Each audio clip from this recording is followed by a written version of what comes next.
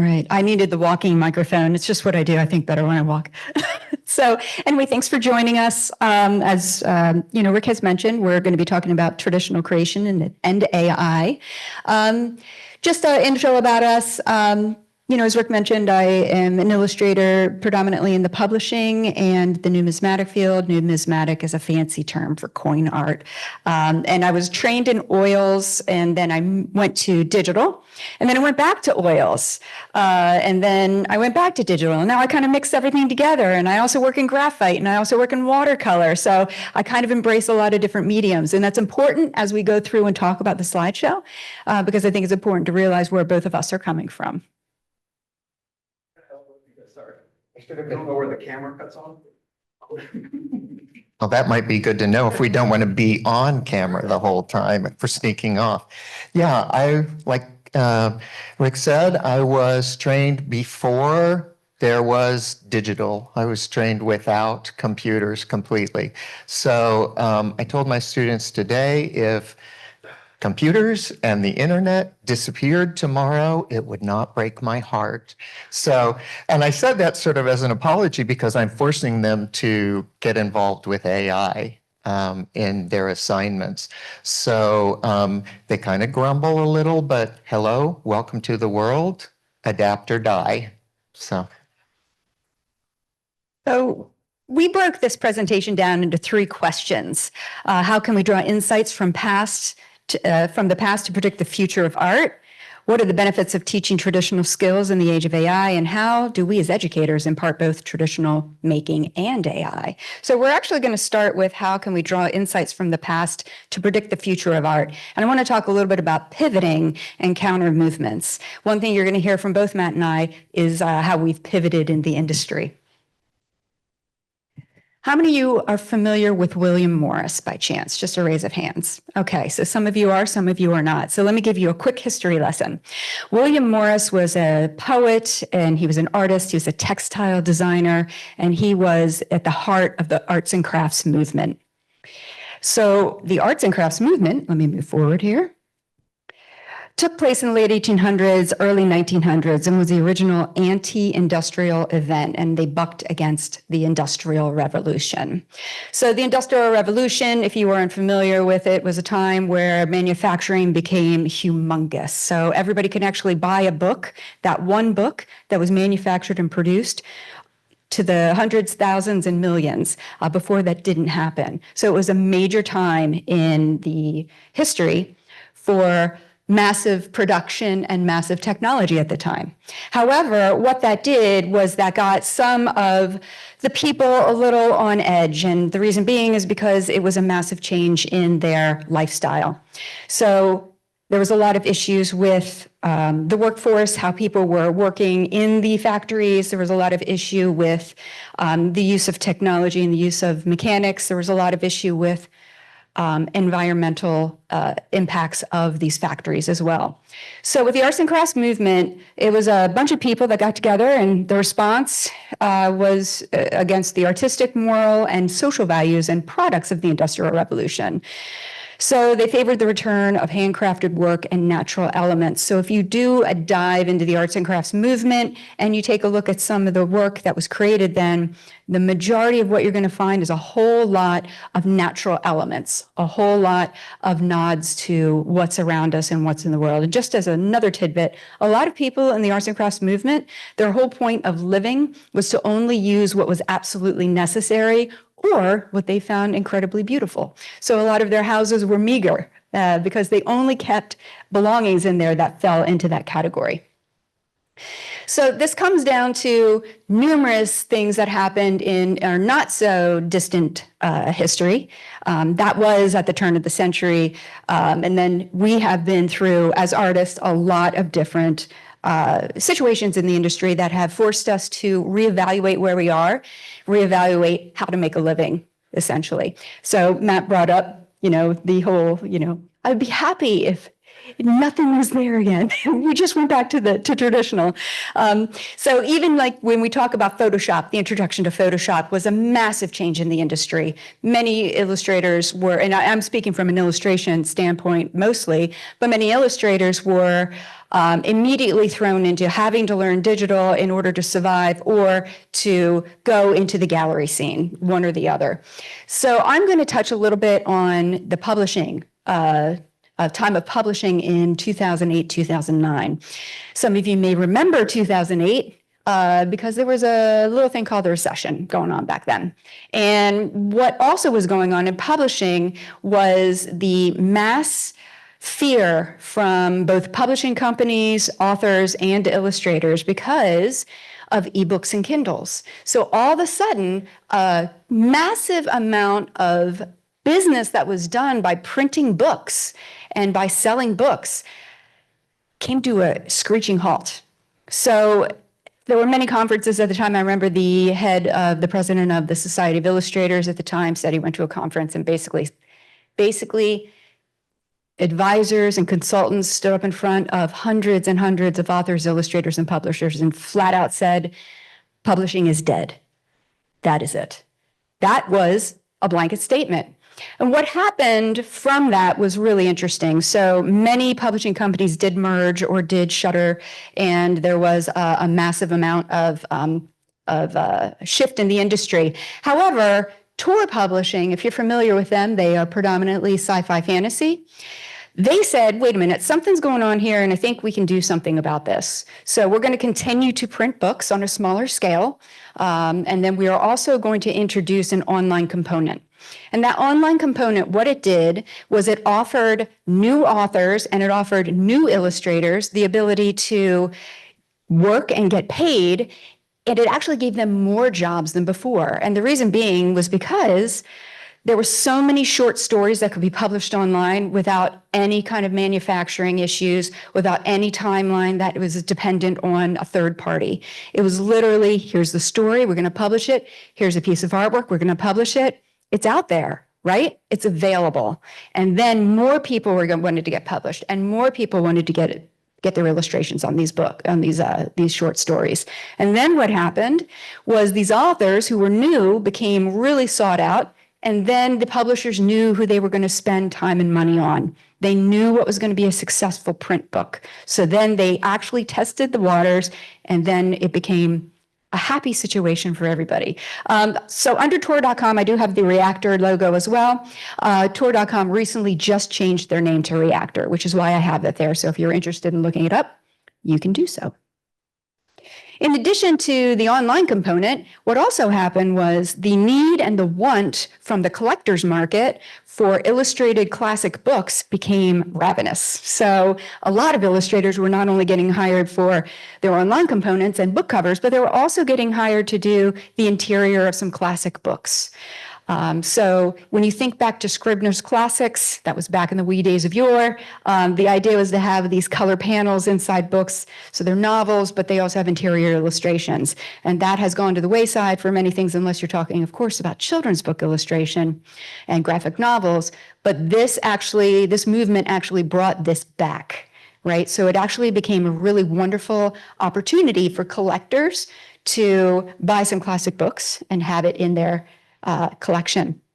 I'd also like to throw out that when I was in school, the illustrators were kind of bemoaning the fact that the golden age of illustration, because I was an illustration major, the golden age of illustration is over. They aren't doing illustrated books, Howard Pyle, Aubrey Beardsley, and we were thinking, oh, wasn't that great back then? Too bad it's not happening now. And it's funny to me that it cycled back in, and so rather than illustration being dead, suddenly it's illustration is opening avenues that had been closed for years. So that was a surprise. Absolutely. And it also moved into the collector's market for traditional artwork. So up here we have a slide that is for ILXCon. Has anybody ever heard of ILXCon before? A few people, all right. So ILXCon takes place in Pennsylvania every fall, and it was started by the Wilshires, and they basically are fans of sci-fi fantasy art, and they loved collecting art. So they said, you know what, why don't we just do a convention for collectors? So they have the main showcase, and only artists that can get in there are artists who have predominantly traditional work. And then they have a showcase table, a tabled showcase at night where anybody can show. So everybody is welcome, but the main focus of that convention is the actual traditional artwork. So many collectors go to Reading, Pennsylvania. It used to be it was first Altoona, then Allentown, now Reading, Pennsylvania, and specifically go to this show to buy these beautiful pieces of artwork made by illustrators. And these are illustrators who skirt that line between fine art and illustration. So the reason I bring this up is because it does tie into the arts and crafts movement. It ties into the tactile relation of artwork, but also this butting of heads for illustrators for years. I'm a digital illustrator. Oh yeah, well, I'm a traditional illustrator. I'm better than you. That was going on for many, many years. Many of my colleagues and friends would have that conversation, and they would ask me if I was working on a digital illustration, why are you doing that digitally? Why don't you use oil paint? And the other conversation that was going on, because I'm making money and you aren't. And because I'm an incredibly painfully slow painter. It doesn't matter if it's traditional or digital, but digital, I can paint a tad bit faster. And the fact of the matter is we have deadlines. We need to make that deadline. So we as artists, we pivot. We're good at that. And what we do is we also problem solve. We also critically think. And we also love ownership of our artwork. We love to own our copyright. So what are the benefits of teaching traditional skills in the age of AI? Well, understanding the fundamental skills and the methods to implement correction. And that sounds so silly, but when you think about it, we use reference photography all the time. So if you're talking to an illustrator and they're painting a portrait, they're painting an action pose, they're painting anything, they are taking pictures of people, whether it's their spouse, whether it's their child, whether it's their friend or the poor person sitting next to them, and they say, can you just put your hand up and can you do this and can you do that? And hold on, let me get the light on that correctly. We take pictures all the time. But the truth of the matter is a lot of people do not have a understanding of photography. So they'll use whatever photo they get. And a lot of times that photo has lens distortion. So one thing that we teach our students is to understand basic anatomy. So if they have lens distortion, they can go in and they understand what's wrong. They can fix it. Because when they translate a photo like the one on the right to drawing, it looks weird.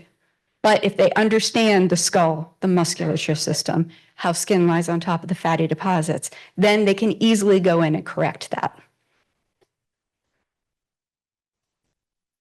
So we can also not completely depend on technology. Yeah, definitely. So I have a few AI fails, but I would like to point out that photography was going to be the end of art. It was going to be the end of painting. So I was not alive when that revolution happened, but it was significant. And that was part of William Morris. That was part of that whole process. So at this point, to illustrate the way that I illustrate without without a camera, I couldn't do it. And the digital age has been very helpful with that. But showing the distortion in a photograph, even if you're using photography, if you trace a photograph, it's going to be wrong. It's distorted. And there are things that you will accept in a photograph because it's real that you won't accept in a painting. So you have to have an understanding of how that changes. And I would say the reason that I was able to pivot and pivot again and pivot again and now pivot again is that I had a basic traditional foundation for everything that for everything that was coming down the line for me. So when one tool changed, I could apply my skills to that. And then when the next thing came, I applied my skills to that versus someone who is trained in one thing, the technology of the moment, and then things change, and then suddenly they are yesterday's news. I put up a few AI fails. I'm doing some preliminary work for, I'm thinking about a tarot deck, so I'm doing a lot of preliminary things, some ideation. I find that today I would not do an illustration job without running my sketches through AI. And not my sketches, but my concept for a sketch through AI and see what it throws out. Because it's throwing out stuff at random. It's throwing out things that are visually stimulating and that can kind of shake up my perceptions, shake up, my old tricks. It broadens that. And when I see things in AI, they don't mean anything until I look at them and I say, oh, that's great. And mostly it's junk, junk, junk, junk, junk, junk, junk. Oh, wait a minute, that little corner is genius. I can take that. I can use that. But that's how I use AI and how I can use it to support what I do. And, everybody would use it differently. Everybody would say, this is what's going to work for me. But that's the advantage that I see to it. And yet, primarily, I'm not a digital artist. I'm traditional, absolutely not digital. I would say that in my oil paintings, which is what I work in because I'm slow artist too. I never get it right the first time, so I have to push it around, and oil lets you do that. And I also work glazing like Maxfield Parrish, which is another thing that takes forever. But I like the result I get, which is the whole point of everything. I took a dog leg around computers for 20 years. I thought, I'm an illustrator, I'm going to be doing book jackets, great. But I ran into the fact that people were using computers. And in 1982, I couldn't afford $30,000 for a system that was going to be crashing all the time and needed support. So at that point in time, it's like, what am I going to do? I'm going to become not necessarily a fine artist, but I would say a decorative artist. I did site-specific work for the hospitality industry. So I was doing a lot of murals and painting series, basically art to match the couch, working with interior designers and clients and art consultants, etc. And I had a decent career with that for 20 years because at that point in time, it wasn't possible to do that stuff digitally. It is now. So there you go. AI fails. Super huge feet on this guy. And also his hands are the wrong size. You have to train your eye so you can see some of these things. It's not hard to see that this guy's legs are a lot wonky. Same thing here.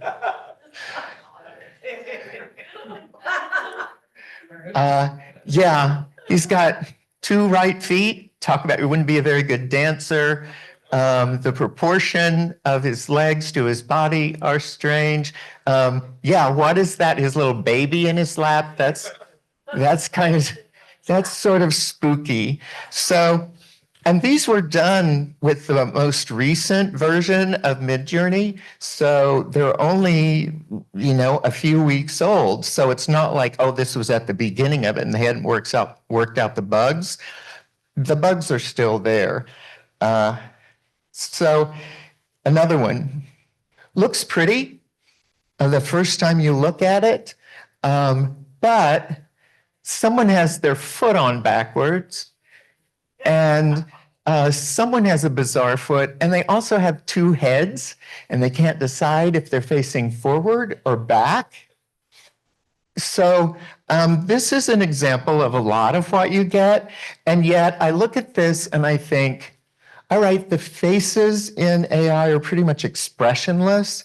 And that's another thing that it can't communicate. It needs the complexity of a human who understands the nuances of expression. It is good at drapery, though. It's really good at drapery.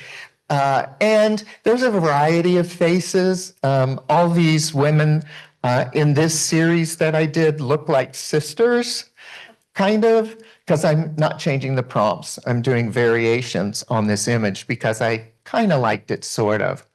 So here's an image that's closer to what I might want to do. I don't know what's going on with the drapery. I'd have to fix that.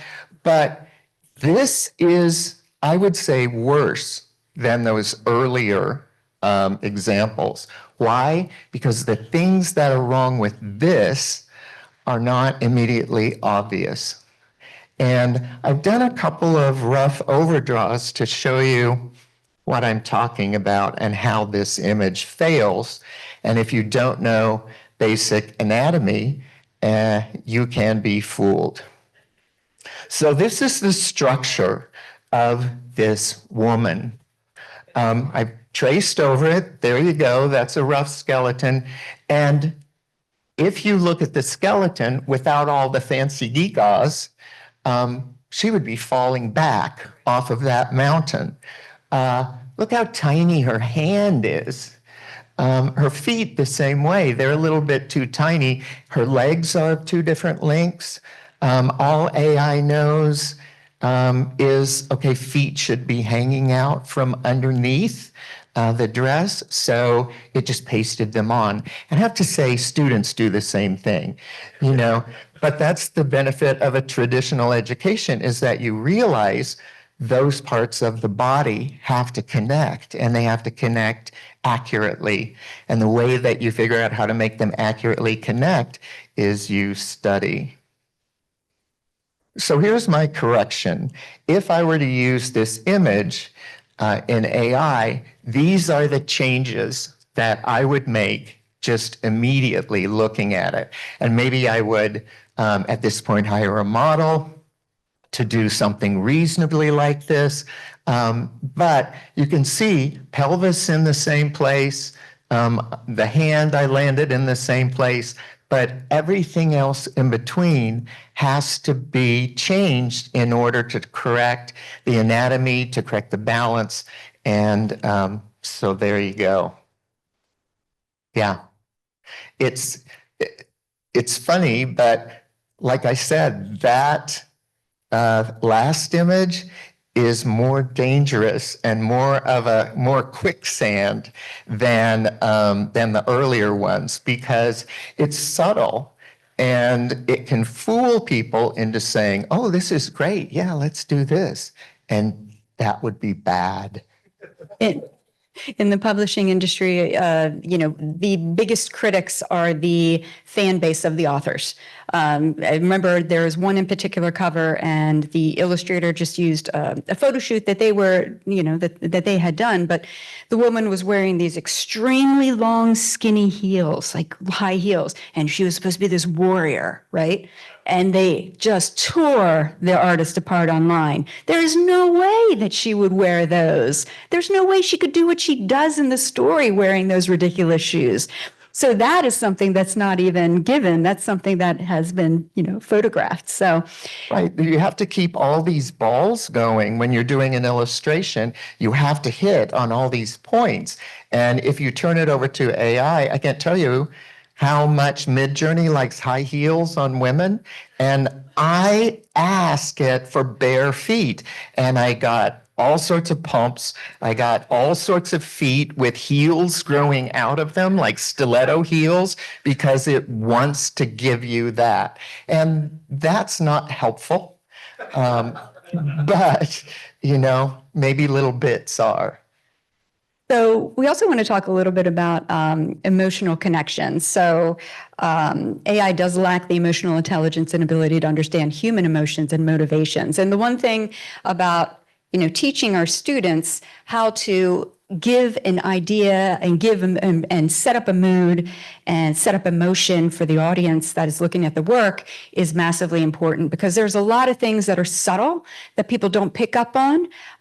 You could call them subliminal if you want, but this is just an example. This is Brian Collier's spread, children's book spread. This was one of the first pages of it. And I listened to him lecture about this book, and just a brief overview. The children's book is about an absent father. Nobody knows what happened to him in the book. We just know that he's not there. And this is the first page of him carrying his son to bed. And then the rest of the book, he's not there.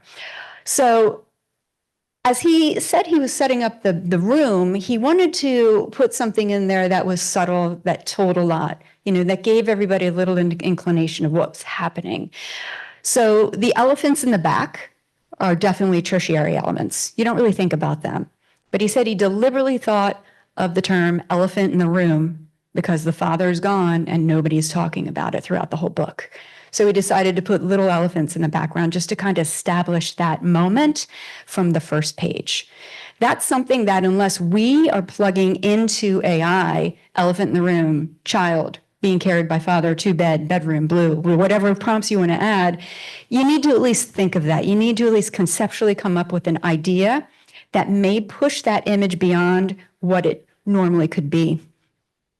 Eliciting emotional responses involves everything from the big picture to small cues. This is Norman Rockwell's piece, and this story was for a magazine article, Short Story magazine. The basic story was a woman who lost her child in childbirth, and they decided to adopt. And throughout the story, she could not connect with this baby. She just couldn't do it until something happened. There was a threat, right? So you look at the bottom of the composition, you see an overturned table, you see flowers scattered on the floor, you see her in a corner, so you know there's a threat. She's absolutely protective at this point. You see the maternal instincts coming out, which hasn't happened throughout the whole story. And when you look at this, it's the subtle things that really make this shine. I saw this in person at the Polk Museum this summer, and I stood there and I just stared at it. It's the one painting I stared at for the longest time, because the mood was so striking. And when you look at it, you see just sparseness. There's no images or pictures on the wall of family members. There's that big empty spot. You've got a very stiff figure. She's very rigid. Everything from her hat to how she's standing. And then when you look at the one warm spot, the baby's head, where it's leaned up right against her face, that's the only color. Everything else is a very limited gray palette.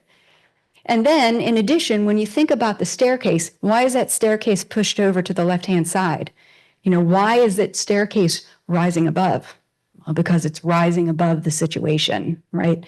So there's a lot of innuendo that goes into a composition that we try to make sure that the students understand before they depend on whatever medium they're using. And I mean medium because you can be the best watercolorist or oil painter or digital artist or AI crafter out there.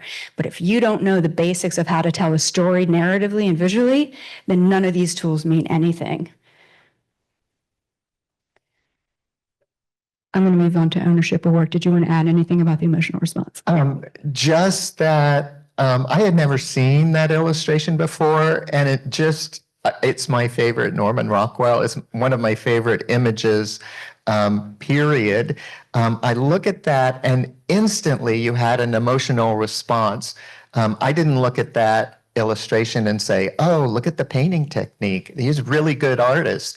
I thought, what is going on there? Because obviously something is, and I don't know, but I'm having this response to that image that is a response that I have to that person as if they were real and they aren't just a thin layer of paint on a board. And that is something that requires humanity. That requires the ability to communicate that emotion, that life into that image that AI doesn't think that way. So that absolutely takes a human. One thing I do in figure class, I'm so big on starting out with gesture and movement and emotion, or maybe not emotion in a 1 minute drawing, but at least movement, because you have that minute to get that life into a figure. And if you don't have it and all you're doing is doing pretty shading, why bother? I mean, really. But capturing that is so important, making your images live, because if they don't seem alive, don't don't bother. It's not worth all of the effort it takes to render that image. Moving on to ownership, we mentioned before that illustrators love ownership, and we all have worked for hire contracts at one point or another, and there's reasons why we do and don't do that. But I'm bringing up Orbit because Orbit is a book publisher that's under the Hatchet umbrella. So we were fortunate enough to have Lauren Panepinto as our Best of Ringling juror in the springtime. And she came to campus and she actually talked about AI and why they won't use it for their book covers. So hearing that from a massive creative director from one of the big 5 publishers was really eye-opening to all of us. And she said it wasn't that we're against it for any particular one reason. It's because we brand our authors, we brand our titles. And if we don't know what's going on with copyright, we can't brand them. We would need to pull all the imagery off that cover and then replace it, and then that would completely kill the sale, right? So there's a lot of business aspects in publishing that people are really kind of hesitant to jump on AI at this moment. And this just kind of piggybacks off of what Mark was saying in his copyright lecture that, we don't know, but at this point, unless it's an X amount that's human made, then publishers won't necessarily use it. And that's not all publishers, of course, but just using that one as an example. Owning copyright expands avenues of income and expands opportunities for product marketing. I just want to take an opportunity to say that when you do own the copyright, when you do know that this is yours, you do know that you use reference in a proper and ethical way, whether it's AI or whether it's photography, then you can own that image and you can do anything with it. Unless, of course, you sign a contract passing the ownership off to somebody else. I bring this up because Wiley Becker years ago created a Kickstarter. And this Kickstarter was for a deck of cards. And that sounds pretty simple, a deck of cards. But for years on social media, she was showing everybody clips of her drawing, clips of her painting, clips of her creating these characters on this deck of cards. And then she created a Kickstarter campaign and just blew it out of the water. It was amazing to watch. And it was a beautiful deck. I have it in my office. But in addition to the actual deck and the actual printed deck, which she still sells now after years of it being on the market, she also was able to create limited edition prints. She was also able to sell the traditional oil paintings, and she also sold the original drawings. If you go online and you go to a lot of traditional illustrators' Instagrams, for example, they sell their thumbnails. They sell their sketches. They sell their color studies. They sell prints, small prints, playmats, big prints, archival prints, you name it, prints with a little bit of gold leaf that they sell for a lot of money. So there's a lot of different things they can do if they own that copyright, but they need to know where the imagery that they're using as inspiration comes from. And that's something that even before AI, we were teaching and we were trying to make sure everybody understands. And it's a little bit of a battle because now with so much easy access to imagery online, whether it's AI or not AI, it's hard for the people breaking into the industry to understand when that line is being crossed. So it's still a conversation moving forward on now. Yeah, I direct all my students to think about every single AI image as being copyrighted. You can't copyright it, but it may have used copyrighted material for its source. So the same way that when you're doing a reference search on the internet and you don't know, honestly, what's copyrighted or not, you are required to use that image fairly. And that means if somebody looks at your work and they recognize their work, you have not used it fairly. So that can be the criteria that you use to say, all right, I look at AI, maybe everything in this image is related to a copyrighted piece of work by another artist. But if you use it fairly, that would be the same thing as me doing a reference search and seeing those same images individually online. And maybe I'll be inspired by it, maybe I'll use it, but it's on me to use that fairly in a way that if the original creator looked at it, they would not recognize it. So the final question that we posed was, how do we as educators impart both traditional and making and AI? And we kind of already talked about a little of it, but what we really focus in on, humans are the creators, AI is a tool. When Photoshop boomed into the industry, Photoshop was a tool, it was not the artist. So we kind of pass on to understanding that we are the creators. And when we bring it in, what do we do? What do we do? Well, this is what I do. This is not how you should do it, but this is how I use it in my costume visual design class. I use it as a tool. And in this assignment, my students are doing a range of costumes within a narrative. Costume is all narrative. And the story it's telling, countryside boy Henri, extremely passionate about Napoleon, joins his army in France in the early 1800s. He grows disillusioned, then defects with an army prostitute named Villanelle, who is Venetian, descended from gondoliers, and has webbed feet. He falls in love with her in Venice, but her heart has been gambled away to a woman called the Queen of Spades. He helps her get it back, and while returning, they are attacked by Napoleon's army cook. Good luck getting that from AI.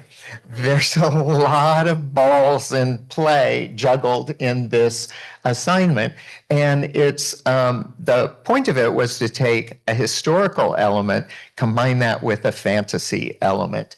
And so she's using Georgian, and the medium is what the application is, book illustration, maybe a comic, fantasy elements, and then she has some more background information about that. Inspiration, obviously, a reference search. What am I going to be inspired by? What do I need to know to depict Napoleon accurately? How do Georgian costumes, what do they look like? We don't see them every day. Our only access to them is from artistic representations, illustration, inspiration, and reference. So rough sketches. She began rough sketches for every one of these characters. And so she has an idea about the overall look, wants to keep a cohesive look. While they have their individual qualities, they are individuals. And we work a lot in silhouette as well, because silhouette is a way to quickly identify a character, even if they have no details. So rough sketch, kind of moving into, I think I know from my roughs which direction I want to go in. Villanelle, Napoleon, the cook, Henri, Patrick, there's a couple of options. But so here we go, moving through the process to the finished rough character sketches.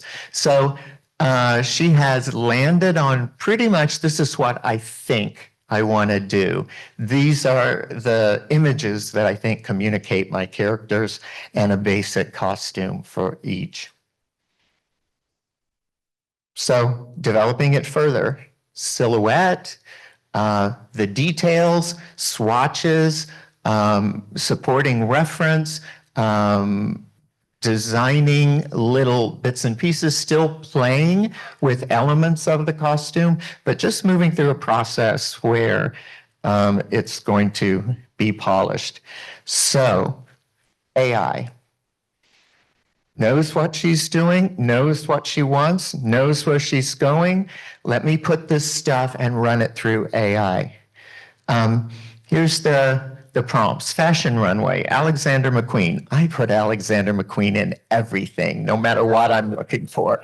It doesn't matter how unrelated, Alexander McQueen goes in.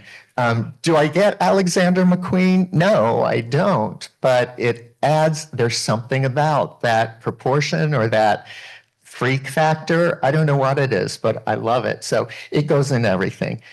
Folk embroidery, sheep elements, Napoleonic army, Georgian, Brittany, France. So this is what she got. And she's looking at this and what is interesting to her, what can be useful. Embroidery pattern, the organic contrast with the line pattern elements, circles could represent wool. So maybe that was a different way to combine those elements that she liked. Interesting sheep pattern, so that the embroidery, even though it was traditional folk patterns, it incorporated those sheep motifs, which furthers her idea. So she saw some buttons that she likes. She thought maybe the hat fringe could represent timidity. Did AI intend that? Absolutely not. But when she saw that, that's what it made her feel. That's what she might include. So she went through a lot of AI iterations. And what did she end up with? She ended up with a sketch very similar to what she had before. There is maybe a little bit more complexity. It's like having an editor. Only she's the editor of AI and being able to fold that back in to her design. Is this her design? Absolutely. Is it directed by AI? No, not in any way. It's supported by AI as a tool. One thing, just to jump in here, what I found interesting when I first started like going into AI and playing around with it was the fact that to me it was just another big Pinterest. You know, I could go in, I could search things, but it gave me different visions and different ideas. And of course, things wouldn't work, but other things were like, oh, I could see that could be really, really interesting. Yeah. So- And every now and then you stumble over something and you're like, oh my God, I just observed, I just created genius by looking at this random collection of pixels. So yeah, I think about it like, it's like a reference search for photo bashes too. You know, this combination of a lot of things that you want, but how do you combine those things? And it'll say, well, combine it this way, combine it this way, combine it this way. I was looking for water that's on fire. And I could have found photo reference, I could have built my own fire, and I could have, you know, on and on. But all I had to do in this instance was ask for it on AI. It gave me a lot of options. And I thought, okay, now I have a better understanding of what I'm going to do. And it saved so much time, which is AI is going to change the workflow of illustration in the future and also writing. Henri, finished sketch. Went through the same process with Villanelle. There are some AI elements leading to the finished render. You can see which elements of AI survived the editing process. She liked the shape of that hat. That may not have been a shape language she would have used had she not seen it. Because it communicated clearly, and that little bit was something that was going to be useful for her. Napoleon. Her Napoleon was associated with a serpent, with snakes. So she asked for Napoleon and snakes, and this is what she got, which is basically unusable. But, you know, she threw it to AI, and they don't all end up being winners. Although this one is kind of interesting warped belt.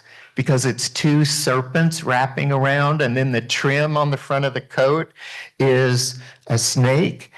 AI is really good about freaky distortion, and in this instance, that might be something she could take and run with. Napoleon, Queen of Spades, same sort of thing. Queen of Spades was probably the one that was least influenced by AI because her concept was pretty straightforward to start out with. She changed the front of the dress to ruffles. That's about it. Here we go. This is Patrick. And I think this is an example of how AI can be really helpful. Look at the feather in his hat. And as we move through, notice that when she asked for hat design, bird designs, she got all these shapes, and it's not even marked as something that she found interesting. But as you can see here, the AI, the shape of the feather, she changed. And it is more interesting than the feather that she had before. Just a weird kind of shape language, and not one maybe that would have occurred to you right away. Cook, same way. The final lineup. To have that much variety and yet have them all have a relationship to each other, you have to be able to use your own human creativity to get that. So here's another one with the same assignment, only she decided she was going to combine Rococo fashion with zombie apocalypse. So general idea, apocalypse in an 18th century fancy party. Photo reference, initial roughs, mashup roughs, developed a little further. Looking at AI, there's some interesting silhouettes there. Some looks, here the hair looks funny, but I like the mix match of different hair textures. What I got is after adding armor and knights, warrior hero to the prompts, we'll use it for the attack type character. Same thing, just shopping through images in AI for things that are useful. Really interesting. In photo reference, she found this image of a woman with a half hoop skirt that had a bar in it. Well, she had a healer character that needed to carry medicines around. That's great. Let me take this. Mine now. So there we go. Great characters. I wish I had done this. So switching over to text, chat, AI, reading. So this, the images in this presentation, just great. Love them. The text supporting it in the presentation, not so good. Rococo, subversive fashion, zombie apocalypse, a lot of grammar, spelling, and punctuation errors. And it turns out, this student was an English as second language, so you have to have an understanding of that. But today with ChatGPT, there's really, I don't accept poorly annotated work. You can do your own if you want. You don't have to use AI, but you better be as good as AI at grammar. 5K. So general idea up there, ended, general ideas, zombie apocalypse, group of survivors, big party, want to decorate themselves, la, la, la. Changed it, improved the organization to create a synopsis, correct grammar, spelling, punctuation. Story set in 18th century in the midst of much better. So attaching this to the that great program those great illustrations, you could, I mean, it's certainly made a difference in the presentation. In addition, I also teach a professional practices course, and cover letters are always a big thing. And at that point, I'm dealing with seniors who are completely, I don't want to say brain dead, but creatively tapped, right? So to come in and do a cover letter in this exact room is very taxing on them. So last spring, I had a specific student and I was reading through it, and it was obviously a ChatGPT iteration of it, which I don't mind at all. You need to get your stuff done. You have a deadline. Our deadlines are getting faster and we need to adapt. But at the time, I'm reading through it and I started reading out loud. And one of the sentences was, I'm keen on learning so much from your industry, blah, blah, blah, blah. And I looked at him and I said, what does that mean? And he said, oh, I don't know. ChatGPT read it for me. And I said, you need to read this out loud. And if it doesn't sound like something you would actually say, you need to reword it. Right. I was writing a bio, and part of that was I survived the digital and the whatever. It said, when I ran it through ChatGPT, it said successfully navigated. And I said, no, I survived it. But yeah, you can't just buy it, what it gives you, but it's pretty good what it does, and certainly better than most visual artists can create. We have time for maybe 2 questions. So does anyone have one right off the bat? Hands up. No? Yes. Yes. Nancy. Thank you. Is there a way to notate on your artwork that you've used AI in the formation of it? Is like, you got a copyright symbol. Is there one for AI? In class there is. You can see that's there, but no, because in any illustration, I'm not going to tell you how I came to that, whether I use models or photography. So no, you never get that. Yeah. Any other questions? Yeah. Rick, you're getting your exercise here. Yeah, that's, Hi, I was wondering, do you think when you go in the industry that the people who are going to hire you are going to ask if you're comfortable with using AI? Because it's going to be like more of a prominent thing. Like they're going to be like, we're going to use AI comfortable. Well, do you think that will like be difference in the hiring process? I think that's going to be a very valid question, if not now already in the near future. So with our students, we're preparing them, even if they don't like AI, listen, you got to understand it. You got to know the basis of working with it, because when you're faced with an employment situation and you're against somebody who has the same skills as you, but you know a little bit of AI, that's going to boost you up. So yes, I believe that that's going to be part of the industry. And I relate it to the digital revolution, where you're hired for an illustration job, freelance, and they have their deadlines. They know what they want. I do my work, it's all traditionally. They want them to turn. They have turns. They decide, okay, we don't want this to be blue, we want it to be green. So I'm doing it. An artist who uses digital, the capabilities of digital is doing it. They're going to be able to turn it really easily. Now, when I'm doing some illustrations, I actually paint it for Photoshop. So I will paint my elements in layers, and everything I do in Photoshop, I do traditionally and upload. But I can change the proportion of those elements. So is it a banner? Is it a program? Is it a poster? I may need to move things because the proportion changes.